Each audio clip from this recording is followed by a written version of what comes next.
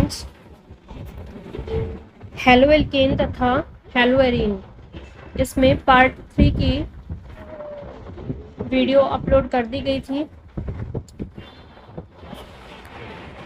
उनसे संबंधित पार्ट 3 से संबंधित कुछ इम्पोर्टेंट प्रश्न उत्तर हैं जिन्हें समझना अति आवश्यक है, क्योंकि इन प्रश्नों में से ज़्यादातर प्रश्न पिछले वर्षों में पूछे गए हैं। पहला प्रश्न है, एल्किल हैलाइड KCN के साथ अभिक्रिया करके एल्किल साइनाइड बनाते हैं, जबकि AgCN के साथ अभिक्रिया करके एल्किल आइसोसाइनाइड बनाते हैं। कारण स्पष्ट करो। तो इसका उत्तर है, जो मैंने इसमें नोट्स दिए हुए हैं उसमें कारण दिया गया है कि KCN जो है वो एक आयनिक यौगिक है और विलयन में साइनाइड आयन यह देते हैं। साइनाइड आयन एक उभयदंतिक नाभिक रागी या उभयदंतुक नाभिक स्नेही है, जिसे अनुनाद के द्वारा स्पष्ट किया जा सकता है।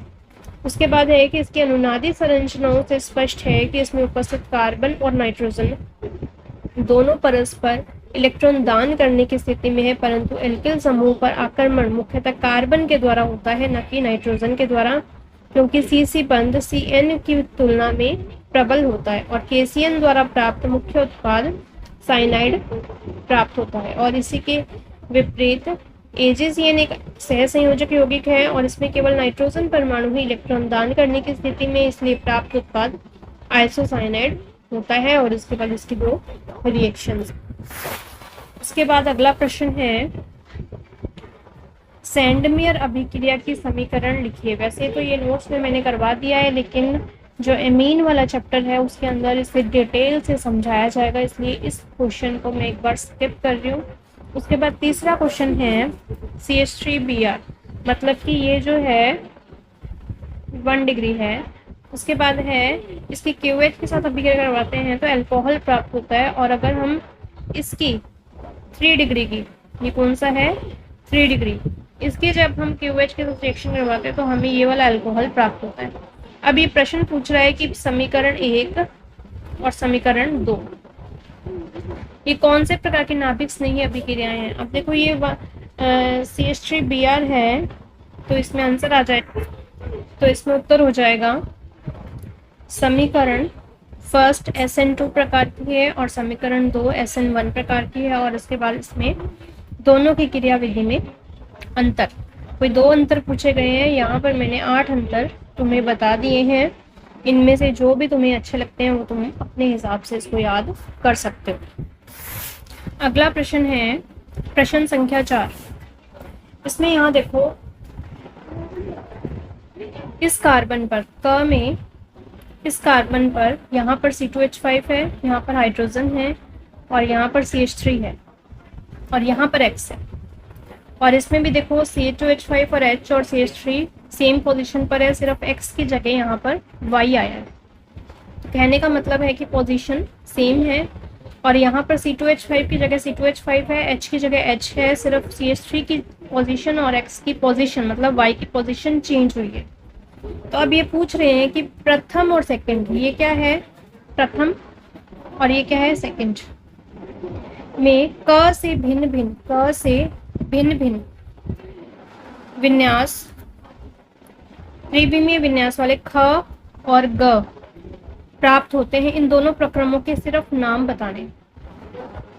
उसके बाद क्वेश्चन है कि क से जब ग बन रहा है, क से जब ग बन रहा है उसमें किस प्रकार की नाभिक स्नेही क्रियाविधि से यह प्राप्त होता है। तो ये वाला प्रश्न जो है वो 2017 में पूछा गया है पेपर में। इसका आंसर जो है वो ये दिया हुआ है। ये इसका आंसर है कि प्रक्रम A का नाम धारण है, जिसमें क्रिया कारक एवं उत्पाद का विन्यास समान रहता है, और प्रक्रम 2 का अनुमान प्रतिलोमन है, जिसमें क्रिया कारक एवं उत्पाद का विन्यास बदल जाता है। और यौगिक क से ग SN2 अभिक्रिया से प्राप्त होता है, क्योंकि SN2 अभिक्रिया में ही विन्यास का प्रतिलोमन होता है। अगला प्रश्न है SN1 अभिक्रिया को उचित उदाहरण देकर समझाइए। तो इसका आंसर मैंने दे दिया यहाँ पर। उसके बाद है धारण तथा प्रतिलोमन में एक अंतर लिखिए। तो उनको भी कैसे लिखना है उसका तरीका मैंने यहाँ पर बता दिया। तो वीडियो को पॉज करके तुम लोग इस चीज़ को देख सकते हो, समझ सकते हो। अगला प्रश्न है 8वां। यहाँ पर ये पूछ रहे हैं कि इन दो कंपाउंड्स में से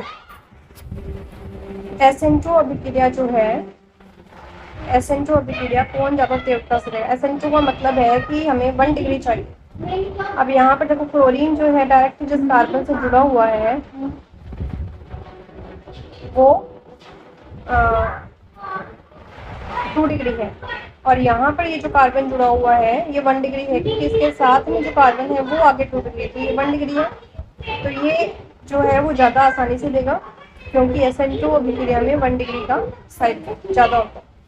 और जो अगली अभिक्रिया अगला क्वेश्चन है उसके अंदर मैंने इसकी आंसर इसमें दिया हुआ है कि इन दोनों में से SN2 अभिक्रिया कौन सा तीव्रता से देगा। आयोडीन वाला देगा, मतलब ये वाला देगा, क्योंकि आयोडीन का आकार जो है वो बड़ा होता है और इसलिए यह SN2 अभिक्रिया आसानी से होगा, क्योंकि SN2 अभिक्रिया का मतलब है जहाँ पर त्रिविमीय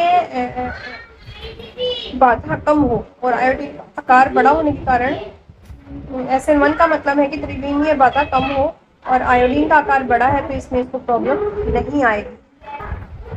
अगला प्रश्न है एरिल हैलाइड नाभिक स्नेह के प्रति कम क्रियाशील होते हैं क्यों,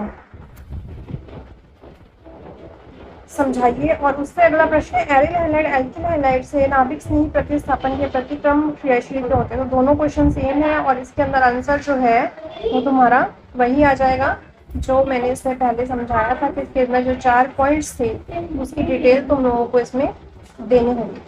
कौन कौन से 4 पॉइंट्स थे, ये वाले अनुनाद प्रभाव, सीट संकरण, पेनिल धनायन का अस्थायित्व और न्यूक्लियोफाइल एरीन द्वारा वलय का पेनिल और न्यूक्लियोफाइल और इसके पेनिल की दोनों के एरीन वलय के बीच में जो प्रतिकर्षण होता है उसके बारे में जो डिटेल मैंने करवाई थी वही इसके अंदर आएगा।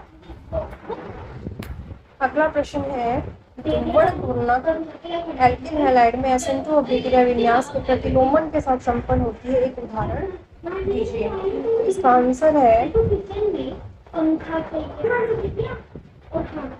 जब कोई ध्रुवण घूर्णक एल्किल हैलाइड SN2 अभिक्रिया करता है तो आक्रमणकारी हैलोजन परमाणु के विपरीत दिशा से प्रवेश करता है, और इसमें ये उसके बाद इसमें उदाहरण दिया गया है। अगला प्रश्न है C4H9 Br की एक ऐसी समावेवी की संरचना लिखो जो SN1 अभिक्रिया के लिए सर्वाधिक क्रियाशील। तो इसका आंसर क्या आएगा,